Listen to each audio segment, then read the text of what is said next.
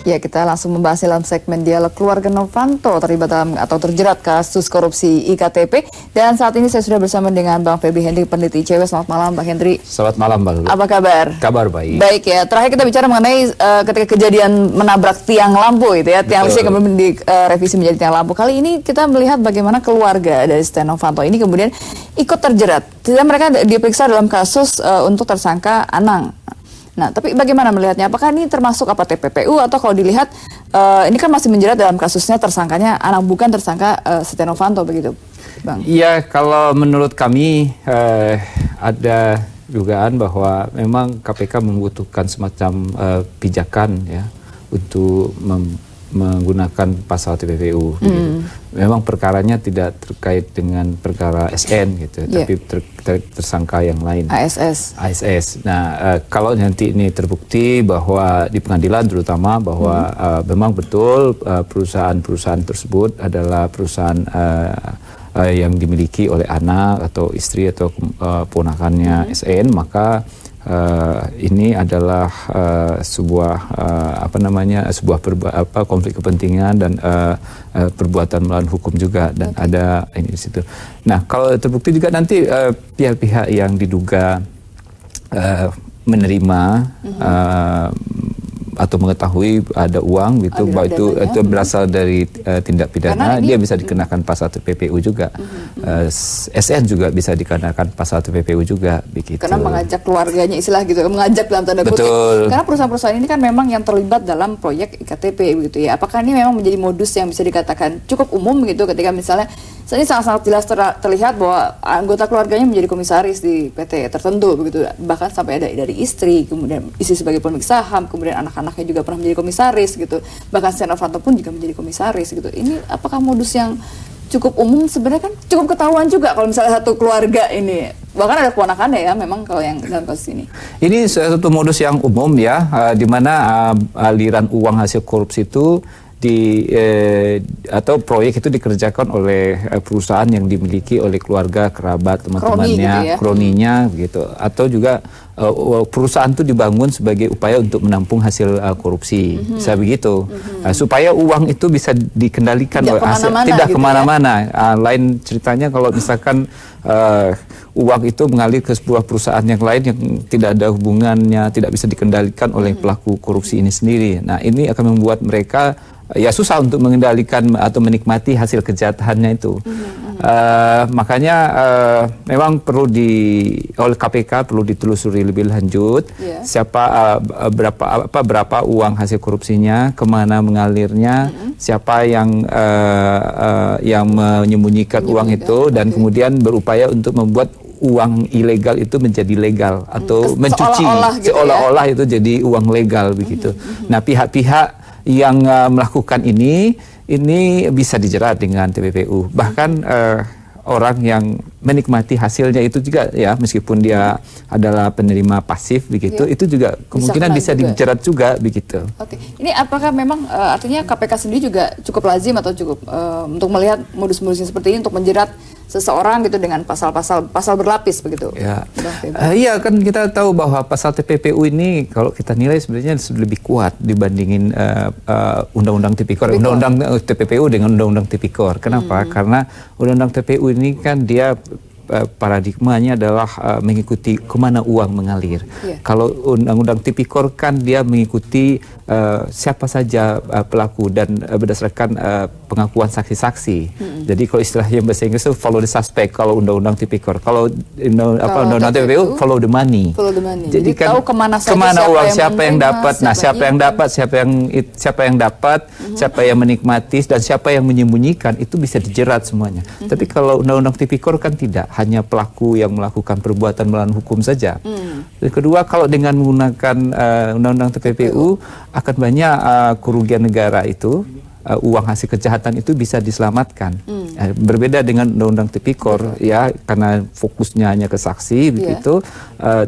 bisa juga ada juga kerugian negara yang bisa diselamatkan, tapi tidak akan sebanyak dengan menggunakan undang-undang TPPU ini begitu. Ini apa bisa dikatakan kalau memang ini terbukti bahwa apakah SN ini cenderung ceroboh gitu sehingga akhirnya menggunakan nama-nama orang yang terlalu dekat. Ini kan ada hubungan sedarah begitu. Biasanya mungkin yang digunakan adalah teman-teman dekat gitu atau misalnya sopir gitu, orang yang tidak ada hubungan darah sehingga akan mungkin sulit untuk dilacak. Kalau menurut saya karena kejadiannya sekitar tahun 2010, 2011, 2012 mungkin sudah cukup lazim ya waktu itu. Dan memang kalau sekarang sudah lebih lazim lagi. Bukan, sebenarnya ada modus korupsi yang lebih canggih lagi. Mereka menggunakan profesi tertentu untuk menyembunyikan uangnya, misalnya bisa bankir, pengacara atau pihak-pihak lain ya. Untuk menyembunyikan hasil hasil kejahatan korupsinya itu. Nah, itu banyak ya. Kita lihat ada beberapa begitu di sektor keuangan ya, ahli keuangan itu paling mereka untuk mengubah data laporan dan segala macam. Memang kalau menurut kami agak masih modus lama. Modus lama ya, oke baik. Baik, kita akan lanjutkan kembali perbincangannya usai pariwara berikut bersama kami di Ada Berita Petang.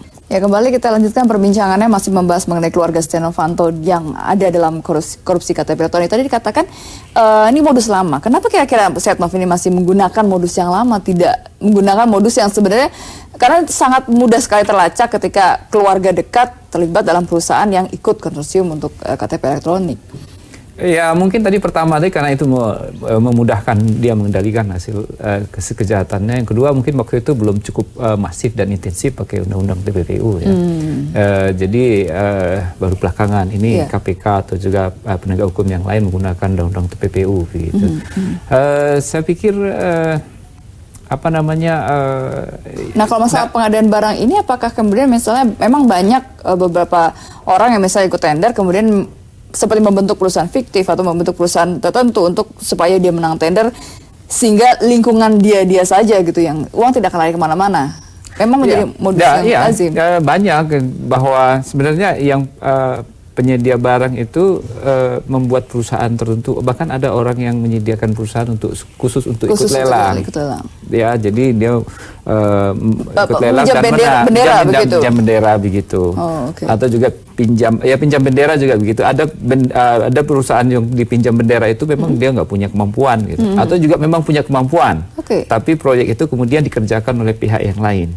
Bisa begitu. Nanti uangnya baru kemudian dialirkan ke pihak yang lain begitu. Tapi sejauh mana misalnya kalau tadi pinjam bendera, mungkin banyak yang melakukan hal seperti itu tapi tidak kemudian itu dihitung sebagai entah itu tipikor, terjadi masalah korupsi atau misalnya dalam TPPU.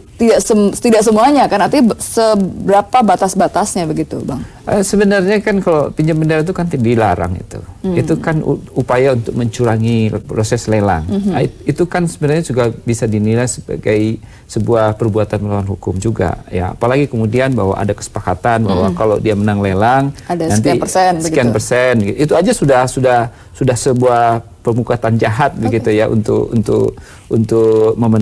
mencurangi proses lelang. Apalagi kemudian diikuti dengan aliran uang gitu. Nah, itu udah kelihatan mens reanya, niat jahatnya bahwa dia membuat pinjam bendera sebuah perusahaan dengan tujuan untuk mencurangi lelang dan kemudian uang hasil kejahatan itu dialihkan kemana? Apalagi kemudian hasil kejahatan itu dicuci seakan-akan uang hasil kejahatan itu adalah uang legal begitu. Nah, masuklah semuanya undang-undang tipikor dan undang-undang pasal TPPU begitu. Oke, baik. Nah, ini kan Setia Novanto masih menyangkal bahwa terlibat dalam kasus korupsi KTP elektronik, masih ingin mencari bukti dan segala macam begitu ya. Nah, dengan keterlibatan anggota keluarganya, bisa dikatakan secara tidak langsung ini menjadi salah satu bukti yang cukup kuat. Ya, kalau menurut kami kan memang yang perlu dikejar itu selain dari upaya penahanan, ya, penangkapan, tapi juga menyelamatkan keuangan negara ini. Ini kan ada uang sekitar 2,6 triliun yang hilang, diduga begitu. Nah, bagaimana mengembalikan itu? Nah, untuk bisa mengembalikan uang yang jumlah besar itu, maka penggunaan pasal TPPU itu menjadi penting. Ya, karena sekali lagi tahu aliran mana dan kemudian kan setelah diketahui kan pihak itu nanti kan bisa ditagih itu bisa dipidana karena kembalikan uangnya, atau bisa dipidana di penjara kalau tidak gitu. bisa, Kalau kembali ya penjara ya ada lagi. Terus kedua dengan pasal TPPU ini bisa diketahui itu peran masing-masing, ya. Dan bahkan ketika misalkan ketika menggunakan pasal TPPU, kalau misalnya digeledah nanti atau ada bukti yang lain, misalnya kejahatan yang lain, itu juga bisa jadi bisa dikembangkan itu perkara kasusnya misalnya ya. begitu. Seberapa kuat sih kasus ini bisa dikenakan pasal TPPU gitu? Bukti apa yang harus dimiliki oleh KPK? Iya, pertama kan harus jelas dulu tindak pidana asalnya. Terus kemudian nanti juga dilihat uangnya tuh dialirkan kemana. Misalnya dari peserta lelang tadi PT Mukarabi Sejahtera misalnya begitu. Setelah dia menang ditransfer ke dia, terus nanti uangnya mengalir ke mana? Apakah hanya lewat saja ataukah dibawa kemana begitu. Nah, kalau sudah dapat jelas itu kan kelihatan orang-orangnya siapa aja begitu. Nah, ini juga nanti diharapkan bisa bisa membuat jera juga mereka bahwa kalau pelaku korupsi yang lain ya, kalau dirimu melakukan korupsi, uang hasil kejahatan, hasil korupsi itu bisa dikejar. Tidak hanya dirimu, tapi orang yang menikmati hasil itu juga bisa dikejar. Bahkan begitu. orang yang dititipi istilahnya orang begitu dititipi, ya, begitu. juga bisa kena juga. Ya, sekarang kan kita tahu banyak orang-orang ya yang ketika kasusnya sudah mencuat, mereka berusaha mengamankan aset-aset mereka ini, hasil-hasil korupsi dititipkan ke si A, dititipkan ke si B, dititipkan banyak, bahkan dititipkan ke penegak hukum juga ada, begitu. Bisa kena juga ya. Penegak hukumnya apalagi bisa kena juga ya begitu. Tapi ini cara untuk membuktikannya bagaimana? Karena kan ini kedua anak Setia Novanto juga mangkir dalam pemeriksaan. Apakah bisa tetap dilakukan dengan cara yang seperti apa gitu? Karena kan harus tahu apakah memang menerima dan segala macamnya keterangan dari saksi. Ya kan KPK kan bisa manggil saksi 3 kali ya. Kalau misalnya 3 kali tidak hadir kan bisa dilakukan upaya paksa. Kalau memang itu dibutuhkan keterangannya bahwa KPK membutuhkan betul keterangan dari anak atau ponakannya Setia Novanto ini untuk hadir, bisa begitu. Kalau tidak? Kalau tidak ya bisa lakukan upaya paksa juga, begitu. Baik. Atau melihat tadi bukti transfer dan segala macam. Atau ya gitu bisa lihat juga bukti transfer ya. Kan misalnya kalau perusahaan itu kan ada akte perusahaan, ada pembukuan perusahaan, atau juga bisa meminta pada PPATK. PPATK kan juga bisa lihat ini uangnya kemana ya, dari perusahaan itu ditransfer kemana, terus juga transaksinya itu akan bercabang berapa kali, terus itu kemudian dibawa kemana, misalnya begitu. Itu juga PPATK bisa melakukan itu. Baik. Bang Feby, terima kasih telah bergabung sama kami.